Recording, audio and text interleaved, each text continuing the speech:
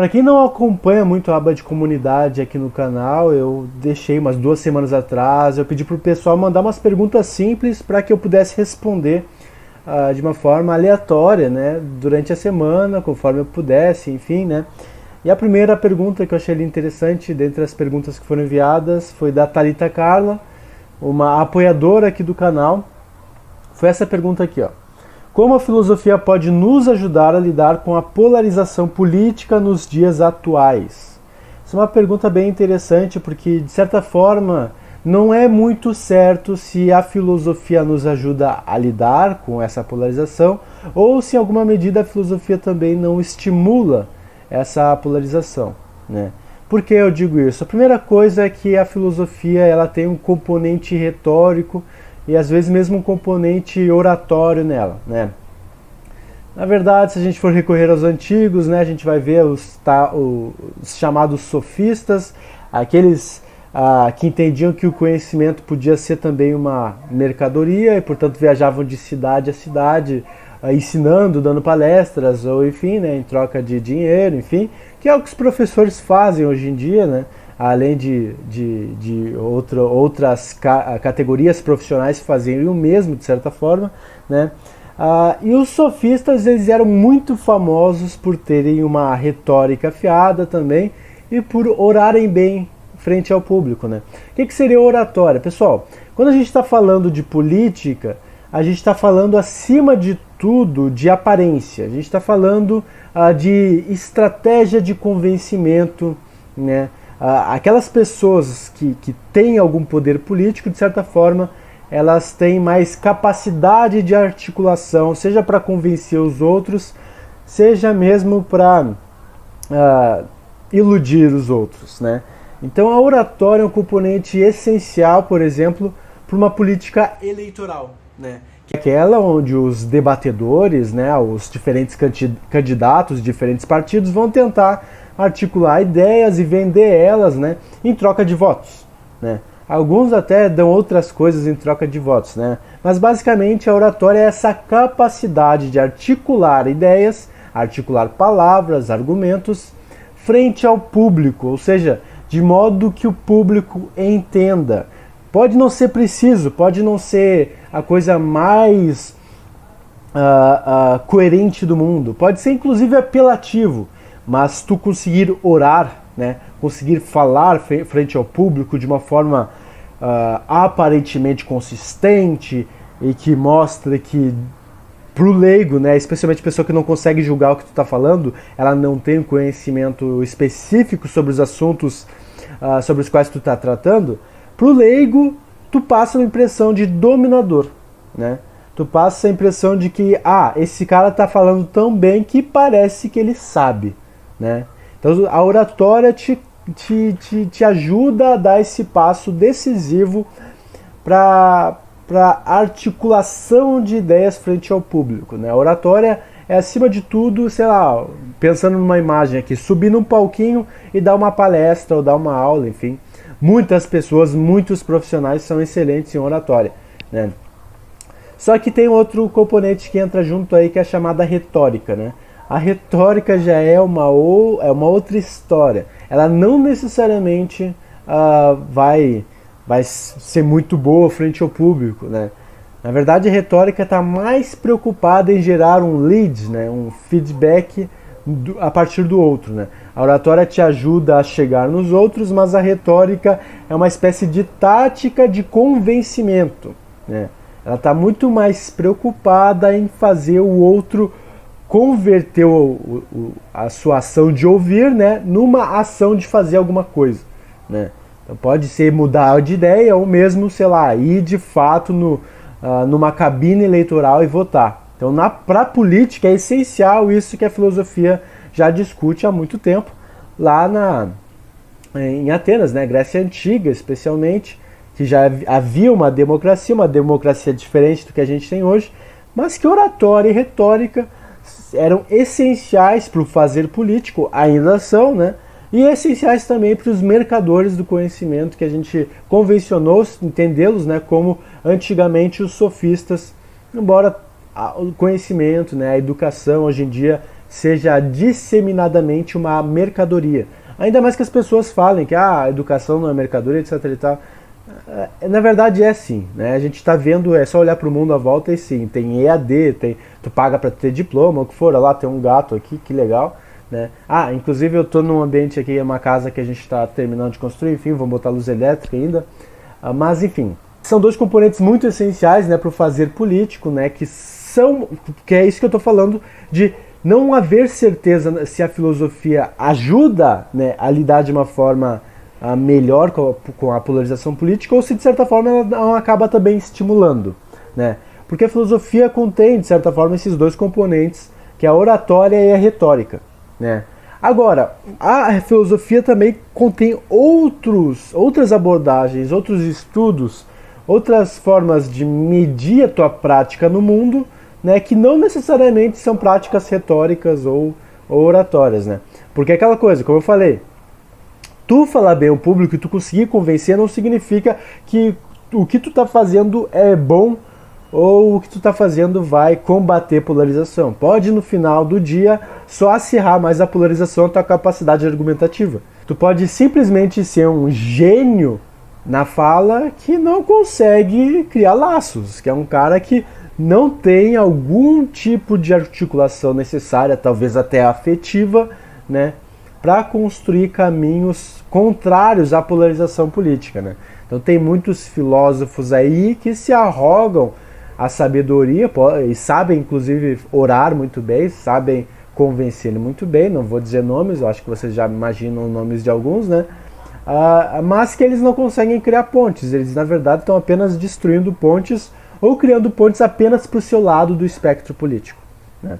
Então, oratória e retórica são componentes de estudo filosóficos que ajudam muito, né, a articular ideias, embora não necessariamente tu vá conseguir combater a polarização. Um livro que eu recomendo para aprenderem melhor sobre isso é A Arte de Ter Razão, do Schopenhauer, né, a dialética heurística.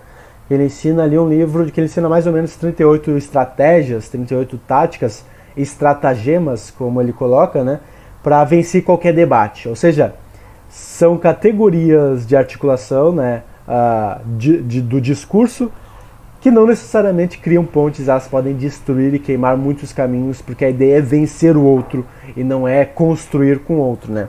Agora, existem coisas na filosofia que certamente nos ajudam a combater a polarização política, desde que bem desenhadas, né? A primeira delas que eu coloco é a lógica, né?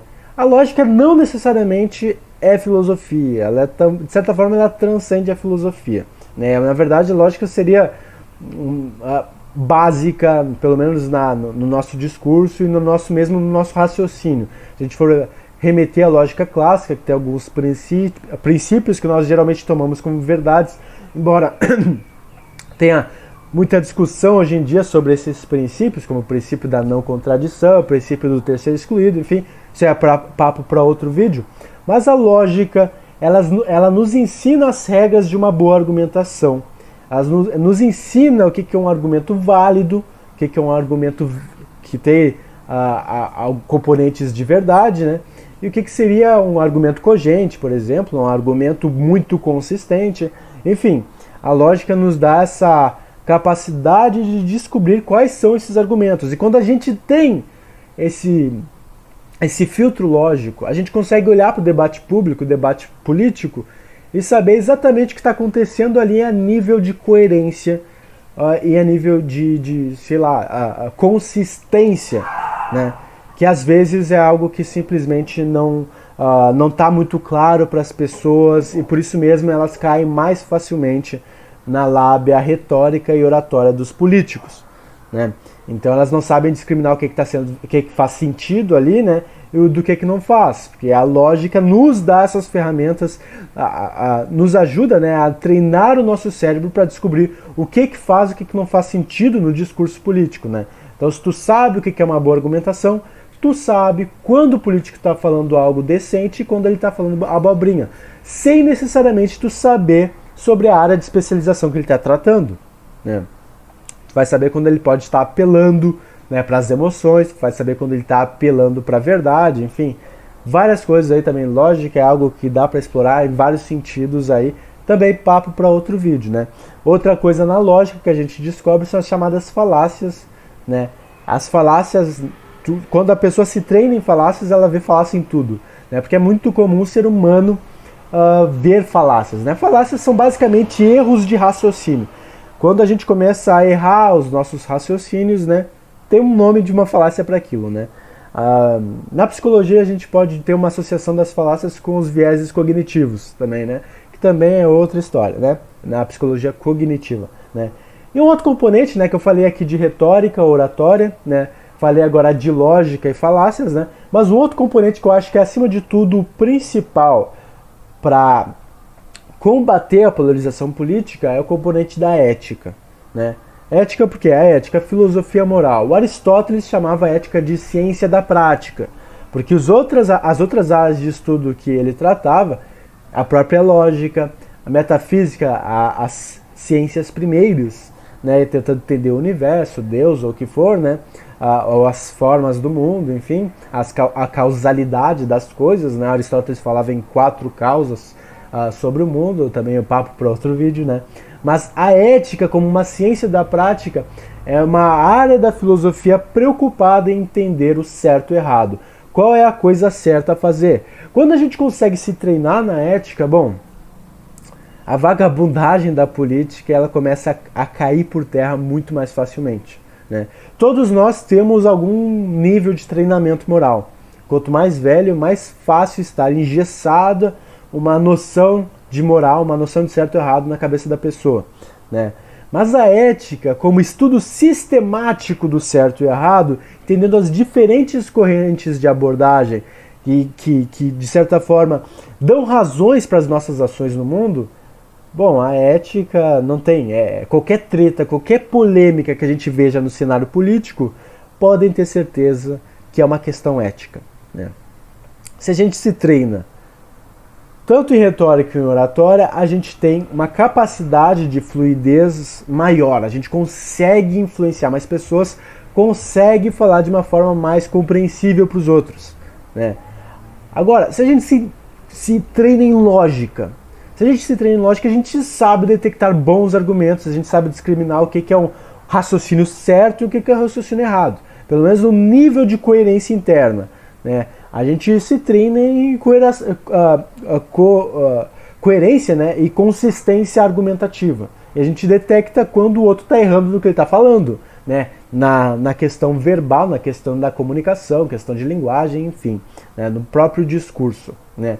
E a ética está muito mais voltada a detectar parâmetros de ações desses políticos ou de outras pessoas, enfim, né, mas como a gente está falando de política aqui, né, a ética consegue detectar esses padrões de comportamento que não conseguem adquirir uma justificação plena para a própria ação, né?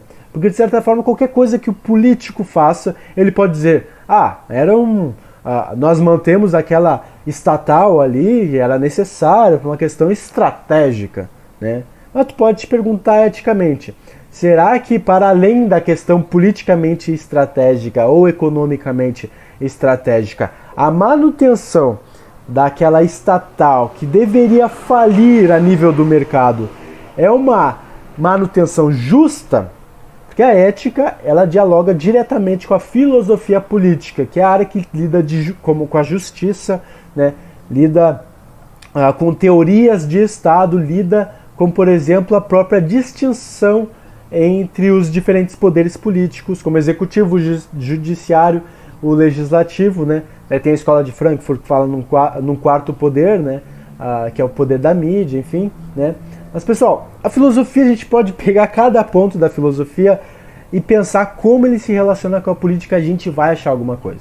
Até mesmo na epistemologia a gente pode encontrar, na filosofia da ciência, mesmo na filosofia da mente, a gente vai achar alguma associação com a política. A filosofia, pelo menos atualmente, ela não é mais uma discussão do sexo dos anjos. Talvez ela tenha sido ali no período medieval, não tenho certeza quanto a isso, acredito que não, mas talvez, né? Hoje em dia a filosofia está muito mais voltada a um olhar sobre esse mundo. E esse mundo dialoga diretamente com a abstração que nós temos sobre esse mundo, né? Essa abstração pode fazer todo sentido, pode ser necessária ou pode ser simplesmente uma ilusão, né? Algo que o Karl Marx poderia chamar de uma ideologia, né?